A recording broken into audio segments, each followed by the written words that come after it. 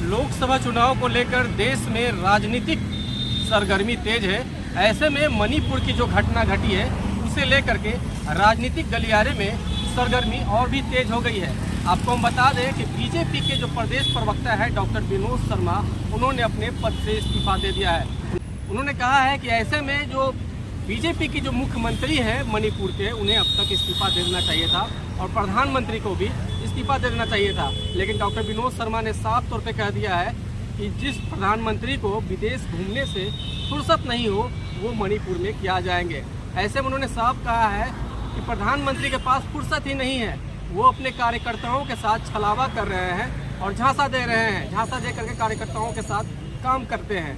और ऐसे में मैं इस पार्टी में अपने आप को शर्मसार महसूस कर रहा हूँ, कलंकित महसूस कर रहा हूँ। मुझे अपने पद से ज़्यादा प्यार नहीं है, मुझे अपने देश की बहन बेटियों से प्यार है, इसलिए मैं इस पद से इस्तीफा दे रहा हूँ। तो ऐसे में क्या कुछ कहा है डॉक्टर विनोद शर्मा ने, आप खुद ही सुन लीजिए। काफ़ी आज दुखी मन से हमने भारतीय जनता पार्टी से इस्तीफा देने का निर्णय लिया। कई एक दिनों से मंथन कर रहा था, केंद्रीय नेतृत्व से बात कर रहा था कि मणिपुर की जो घटना हुई, हमारी बहन बेटियों को जिस तरह से निर्वस्त्र करके घुमाया गया, उनके शरीर के साथ जिस तरह से सार्वजनिक रूप से खिलवाड़ किया गया, पूरे भारत का सर झुक गया, पूरे विश्व में इसकी निंदा हुई।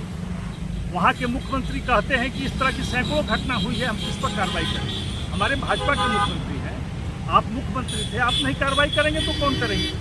हमारे आदरणीय चीफ जस्टिस को भी इस पर कमेंट करना पड़ा, बोलना पड़ा कि मैं निर्णय अगर आप नहीं लेते हैं, इस पर कड़ी कानून करते हैं कार्रवाई, तो हम इस पर अधिक कार्रवाई करेंगे।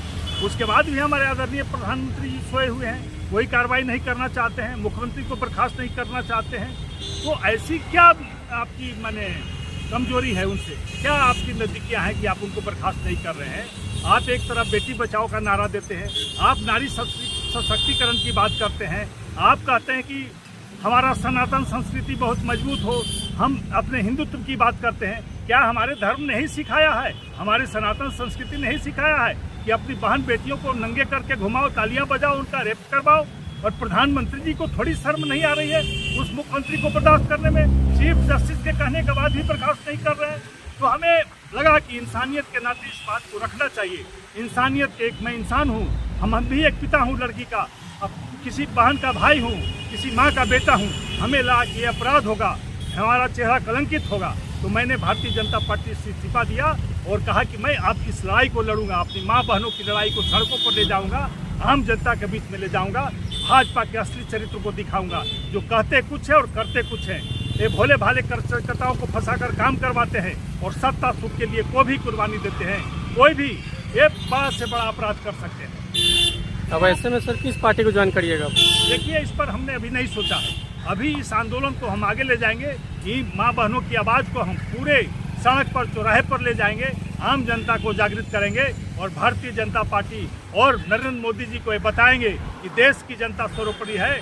आप अंधा मत होइए, आप अहंकारी मत होइए, आपका अहंकार चूर चूर हो जाएगा। आपको गलती की 2 बार, भारत की जनता ने जिता करके उसका पश्चाताप कर रहा है। आज पूरा भारत रो रहा है, पूरे बहन बेटियां रो रही हैं। आपको शर्म नहीं आ रही है? आप क्यों नहीं बर्खास्त करते हैं इस मुख्यमंत्री को? कहीं न कहीं आप में इसमें संलिप्त हैं और आपके माने सह पर इस तरह के काम बिहार देश में हो रहे हैं। आपके इस आंदोलन में सर और कौन लोग साथ हैं? और लोग, पूरा देश साथ है, पूरी मीडिया साथ है, हर माँ बहनें साथ हैं, हर नागरिक भारत का इसके लिए आवाज़ उठा रहा है। लेकिन देखिए, दुर्भाग्य की प्रधानमंत्री जो कहता है कि हम विश्व गुरु बनाएंगे, भारत की भद पिटवा दी, भारत का चेहरा कलंकित कर दिया, अपना चेहरा कलंकित करा दिया। क्या विश्व गुरु आप बनाएंगे? आपको कहीं के नहीं छोड़े भारत को।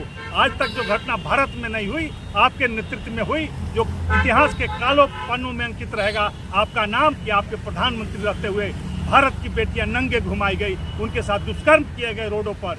इससे बड़ी बात क्या हो सकती है? इसलिए हम कभी भी भाजपा को माफ नहीं करेंगे और भाजपा के खिलाफ उनका जो गंदा आचरण है, जनता को बहकाने वाली बात जो करते हैं, उसका पर्दाफाश करेंगे। तो क्या बीजेपी की कोई और भी कार्यकर्ता आपके साथ इसमें है? भाई, हर कार्यकर्ता मेरे साथ है, वो डर से नहीं बोल रहा है, पद के हिसाब से, कद के हिसाब से। नरेंद्र मोदी और अमित शाह छोड़ करके हर मंत्रिमंडल का सदस्य दुखी है, हर सदस्य पूरे देश का मुख्यमंत्री दुखी है, लेकिन चूंकि अपनी कुर्सी बचानी है इसलिए वो नहीं बोल सकते। कहीं ना कहीं से बोला जा सकता है कि चुनाव जो आने वाला है उसकी वजह से लोग इस बात को सामने नहीं ला रहे हैं कि वो इसके खिलाफ है?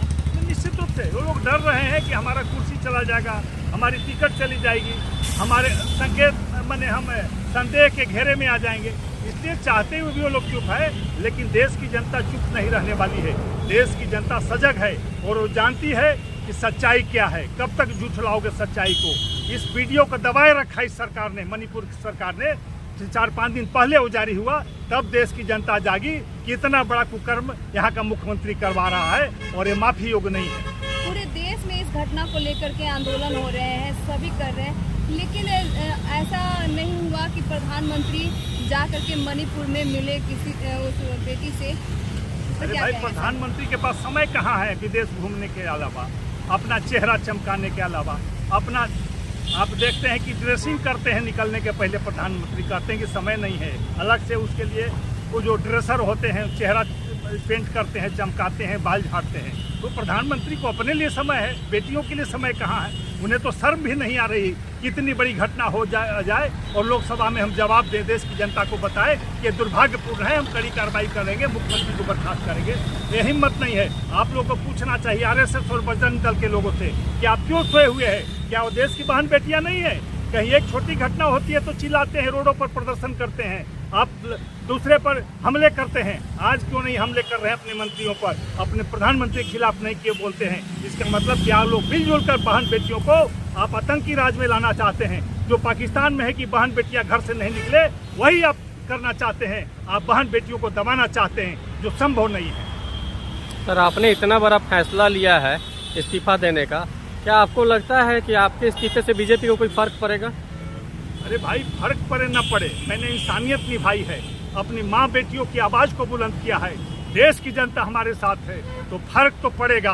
फर्क जो पड़ेगा 24 में दिखेगा कि सड़कों की धूल फाकेंगे यही नरेंद्र मोदी। महागठबंधन के साथ सर आप इस आंदोलन का कुछ समर्थन चाहेंगे? से कोई वास्ता नहीं रखता इस मुद्दे पर। मैं चाहता हूं कि देश का हर नागरिक इस पर बोले, हर पार्टियां बोले, हर नेता इस आवाज को बुलंद करे।